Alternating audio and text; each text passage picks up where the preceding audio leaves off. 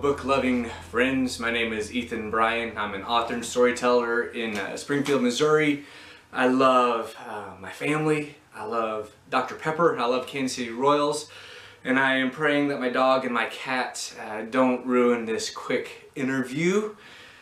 I'm the author of Dreamfield. It's a story of second chances, of making dreams come true and repercussions. It's baseball, faith, and time travel set here in Springfield. It's a fun story.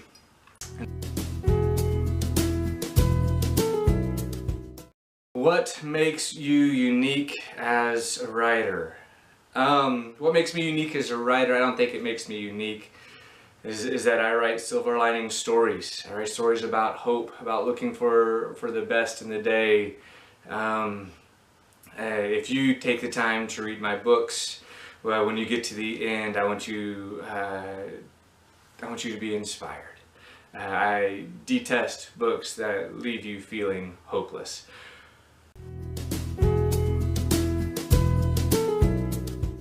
Is your book a standalone work, or are you trying to build a body of work set in one world or sharing thematic connections?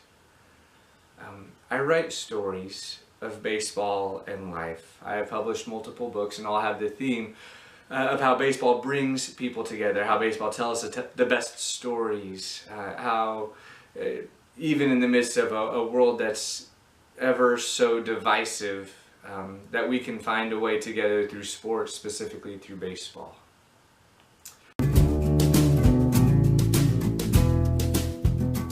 So the book that is now Dreamfield started out as a nonfiction piece about me getting back on the field as a baseball player around the time that I turned 40. It took more than 3 years to write, and in that time I had several setbacks. I broke my ankle, and then when I thought that had healed, it was still broken. I needed ankle surgery, and the story that I thought was being written never came about. So I had the idea, well, what if this story was, quote, fiction, fictionalized memoir, time travel. And I'm actually incredibly thrilled with how it turned out. It was such a fun adventure to take what was memoir, what was true, what was my life, and see what happened. So yes, Dreamfield is about me and life in Springfield.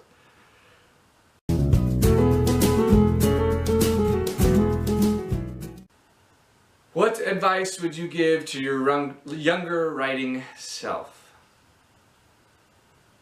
What advice would I give to my younger writing self? Pick a time, pick a place, and just keep writing. Just keep writing.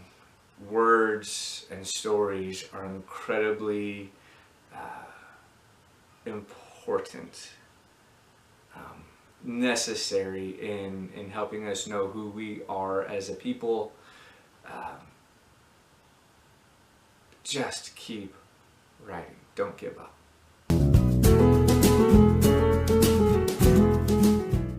Shortly before I started as a writer, I had been working on a blog for several years. I had a following of at least 3 or 4 people who weren't related to me by blood.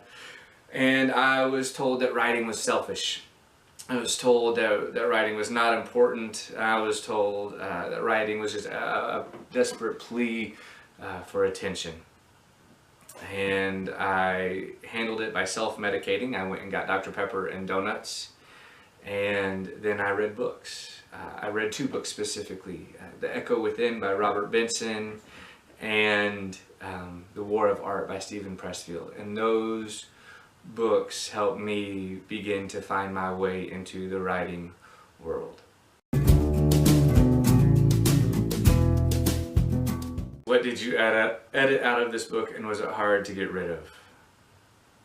I have no idea. I do not remember what I edited out of Dreamfield. Man, was it hard to get rid of? Probably at the time. Was it worth it? Absolutely.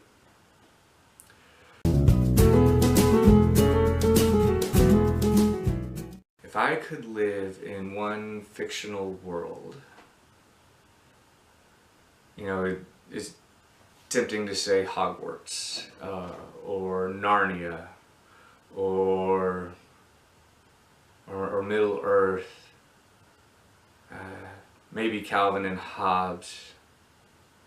But I think the truest answer to that question, if I could live in one fictional world, it would be William Kinsella's Shoeless Joe, of the hope of baseball bringing people together and the reconciliation of those relationships. So Shoeless Joe is the book that was turned into the movie Field of Dreams.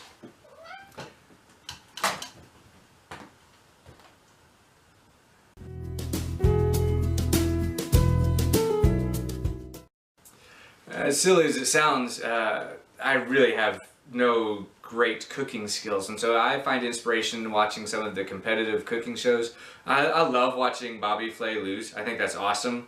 I'm amazed by the art that they make in their food. I don't know that I would eat everything that they make. Chopped, MasterChef, just all the cooking shows. I am incredibly inspired by watching those artists and do their work in the things that they create.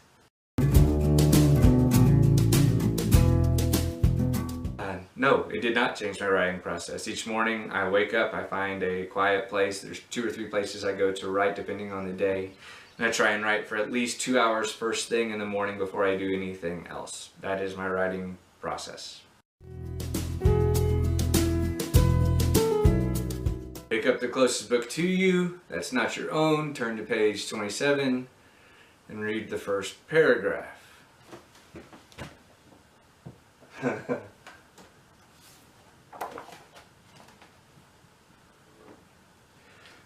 I have the Calvin and Hobbes Lazy Sunday book,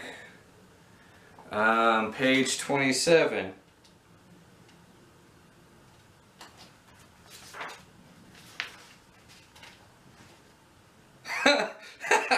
Oh my gosh. Okay, it is a baseball comic. Alright, I'm going to read it to you. That run doesn't count. You didn't touch third base. That's because third base crawled to the outfield. Whap!